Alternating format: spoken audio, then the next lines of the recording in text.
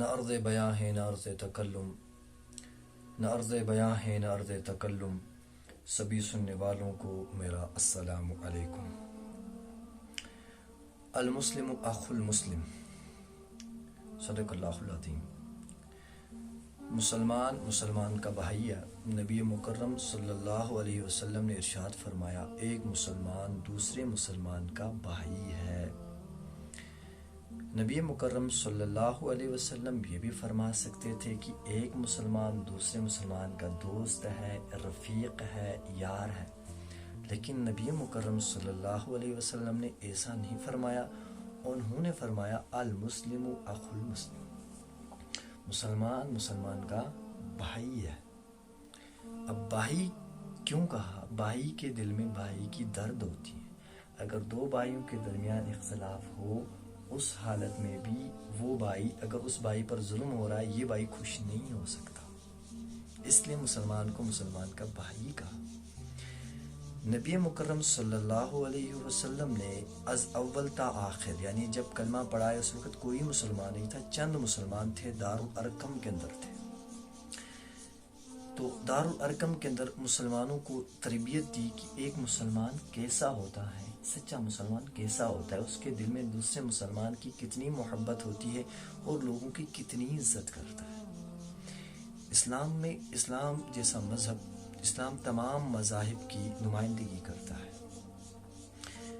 جو اس دور کے اندر مظالم ہوتے ہیں، ظلم و ستم ہوتا ہے اور مسلمان پریشان حال ہیں کہ ہم کہاں جائیں، ہم اپنا درد دل کس کو سنائیں اور ہم کب کامیاب ہو سکتے ہیں۔ آئے اسی مضمون پہ آج بات کرتے ہیں کہ مسلمان کب کامیاب ہوں گے اور مسلمان کب ترقی کی جانب جائیں گے۔ جس دن مسلمان ان دو حدیثوں پہ عمل کریں، میرا دعویٰ ہے، میرا کیا دعویٰ ہو بلکہ نبی مکرم صلی اللہ علیہ وسلم کی احادیث جو بھی پڑھے ان سب کا یہی دعویٰ ہے کہ اس دن سب مسلمانوں کے اوپر سے ظلم کی آندھی اور اندھیرے ٹال جائیں گے۔ وہ حدیث ہے، کلکم راعٍ و مسئول عن رعیتہ، المسلم اخو المسلم۔ سب سے پہلے مسلمان یہ سمجھ لے کہ ہر مسلمان، ایک مسلمان دوسرے مسلمان کا بھائی ہے، چاہے وہ شافعی ہو، حنبلی ہو، مالکی ہو یا حنفی ہو، چاہے وہ دیوبندی ہو، بریلوی ہو، اہل حدیث ہو، جماعت اسلامی ہو، یہ تمام جتنے بھی مسلمان ہیں یہ آپس میں ایک دوسرے کے بھائی ہیں۔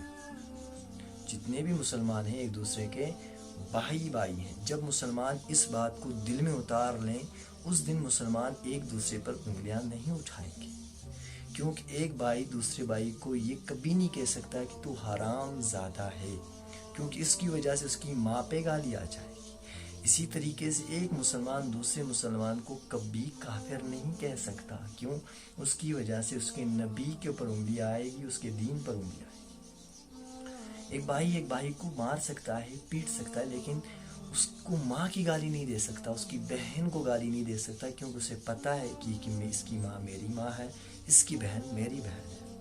اور جس دن مسلمان یہ اس حدیث پر عمل کریں گے کہ ہر مسلمان کا بھائی ہے اور ہر مسلمان سے بھائی جیسا سلوک کریں گے، اس دن مسلمان کامیابی کی طرف قدم اٹھانے لگیں گے۔ اور دوسری حدیث ہے، کلکم راعٍ و مسئول عن رعیتہ، ہر انسان کو اس کی ذمہ داری اٹھانی ہے۔ یہ حدیث ذمہ داریوں کے متعلق ہے، یعنی کہ اگر کوئی ذمہ دار 10 آدمیوں کے اوپر بڑا ہے تو قیامت میں اس کو اس 10 آدمیوں کے بارے میں پوچھا جائے گا کہ اگر آپ کے پاس، جیسے آپ ماسٹر کے پاس 10 بچے پڑھنے کے لیے آتے ہیں تو آپ نے ان کے ساتھ کیا رویہ اختیار کیا، آپ نے ان کو کیسے پڑھایا، ان کی تربیت کیسے کی۔ ان بچوں کو اچھے سے پڑھانا، ان کی صحیح تربیت کرنا، یہ ایک استاد کی ذمہ داری ہے۔ اسی طریقے سے اولاد کی تربیت کرنا والدین کی ذمہ داری ہے، والدین کی خدمت کرنا اولاد کی ذمہ داری ہے۔ اور سب سے بڑی بات، ہمارے سر، اگر ہمارے تابعہ کوئی نہیں ہے، ہمارے محتط کوئی نہیں ہے جس کے بارے میں ہم سے سوال کیا جائے، تو ہمارا جسم سر سے لے کر پیر تک جو ہے، اس کے بارے میں سوال کیا جائے گا کہ آپ کا جسم آپ کے محتط تھا تو آپ نے اس کے ذریعے کتنے دین کے کام کیے، آپ نے اس سے دین کا کام لیا یا نہیں لیا۔ مثال کے طور پر میں کسی انسان کو نہیں سدھار سکتا کیونکہ میرے ماتحت کوئی نہیں ہے، میرے بال بچے نہیں ہیں، تو میں کس کو سدھاروں؟ مجھ سے کس کی ذمہ داری کے بارے میں پوچھا جائے گا؟ تو نہیں، آپ بری نہیں ہے، آپ کو کسی کی نہیں اپنی تربیت پھر کرنی ہے، آپ کو اپنا آپ سدھارنا، آپ کو آپ کے بارے میں سوال کیا جائے گا۔ ہم اس دنیا پہ کب حکومت کر سکیں گے؟ جس دن ہم اپنے آپ پر اسلام نافذ کریں گے نا، اپنے سر سے لے کر پیر تک خود کو مسلمان بنائیں گے، ہماری آنکھ مسلمانوں والی ہو، ہماری زبان مسلمانوں والی ہو، ہمارا اٹھنا بیٹھنا مسلمانوں والا ہو، اس دن ہم پوری دنیا پہ حکومت کر سکتے ہیں۔ آپ مجھے ایک بات بتائیں، اگر ایک شخص اپنے 7 فٹ 6 فٹ جسم پر اسلامی قانون اور اسلام کو نافذ نہیں کر سکتا، وہ اتنے بڑے برے صغیر کے اوپر، کشمیر کے اوپر حکومت کر سکتا ہے؟ ہرگز نہیں کر سکتا۔ اب اگر ہمیں اپنا آپ ایسا بنانا ہے، اگر ہمیں حکومت کرنی ہے تو ایسا بنانا ہے کہ ہم سب سے پہلے خود پہ حکومت کر کے ہمیں ایک طریقہ معلوم ہو کہ حکومت کی کیسے جاتی ہے۔ جب ہمیں معلوم نہیں ہے کہ حکومت کیسے کی جاتی ہے، ہم خود پہ ہمیں حکومت کرنے کی نہیں آتی، ہم اتنے بڑے اسٹیٹ پہ اتنے سارے لوگوں پہ حکومت کیسے کریں گے؟ ہمارا ہاتھ ہمارے ماتحت ہے، ہمارے پاؤں ہمارے ماتحت ہے، ہم ان پہ حکومت نہیں کر پاتے۔ تو ہم اتنے سارے لوگ ہیں، ان کے الگ الگ دماغ ہیں جو ہمارے ماتحت بھی نہیں ہے، ہماری سمجھ بھی نہیں پاتے، ہم ان پہ کیسے حکومت کریں گے؟ تو ہمیں چاہیے کہ ہم سب سے پہلے خود پہ حکومت کرنا سیکھیں۔ جو خود پہ کنٹرول کرتا ہے، وہی جو خود کو سمجھا سکتا ہے وہ دوسروں کو بھی سمجھا سکتا ہے، جو خود ہی اپنی بات نہیں سمجھتا وہ دوسروں کو اپنی بات نہیں سمجھا سکتا۔ تو نبی معظم صلی اللہ علیہ وسلم نے صحابہ کو اکٹھا کیا، ان کو تعلیم دی کہ آپ ایک دوسرے کے بھائی بھائی ہیں، آپ اس کے بھائی، یہ آپ کا بھائی، یہ آپ کا بھائی، اس طریقے سے بھائی چارہ بنا لیا۔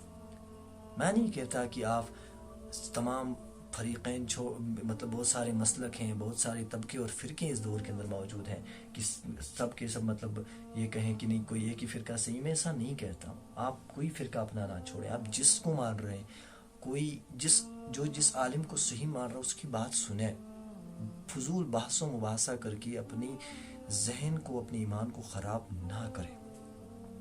لیکن آپ کو چاہیے کہ آپ دوسرے مسلمان کو مسلمان بھائی مانیں، اپنا بھائی مانیں، کیونکہ آپ کے نبی نے آپ کو بھائی کہا ہے۔ اور آپ دوسرے کو اپنا بھائی نہیں دشمن کہیں گے، کافر کہیں گے، تو آپ اپنے نبی کی بات کو نہیں مان رہے۔ جب آپ نبی کی بات کو نہیں مان رہے تو آپ مسلمان کیسے ہو؟ پھر آپ کو چاہیے کہ ہر مسلمان کو اپنا بھائی مانے، غلطی کر رہا ہاتھ پکڑ کے کہ تو غلطی کر رہا ہے، اس غلطی کو چھوڑ دیں۔ یہ طریقہ اپنائیں، انشاءاللہ جب نبی نے تھوڑے سے صحابہ تھے، دارالارقم کے اندر تھے، وہاں پر تھوڑے جمع ہو گئے، 40 ہو گئے، پھر 50 ہو گئے، پھر کچھ نے ہجرت کی۔ اسی طریقے سے جب ہجرت ہوئی وہاں پر بھی نبی نے سب سے پہلے کہا المسلم اخو المسلم، تم سب آپس میں بھائی ہو۔ تب جا کر وہ ایک جماعت بنے، مدینے میں جا گئے، وہاں ایک جماعت بنی، ان کی ایک طاقت بنی۔ اس کے بعد جا کر انہوں نے مکہ بھی فتح کیا، پوری دنیا پر مسلمانوں کی حکومت ہوئی۔ اس وقت ہم ایک دوسرے کے سر کاٹنے پر ہیں، ایک دوسرے کو مارنے پر ہیں، ایک دوسرے کو کافر کہہ رہے ہیں، ایک دوسرے کو اپنا بھائی مان ہی نہیں رہے۔ ہماری کوئی جماعت ہی نہیں ہے جو طاقتور جماعت ہو، ہم ایک جگہ میں جمع ہی نہیں ہو رہے ہیں، تو بلا بتلاؤ ہم کیسے کامیاب ہو سکتے ہیں جب ہم نبی کے طریقے پہ نہیں چل رہے؟ ہاں، تو ہمیں چاہیے کہ ہم نبی کے طریقے پہ چلتے ہوئے آپس میں ہر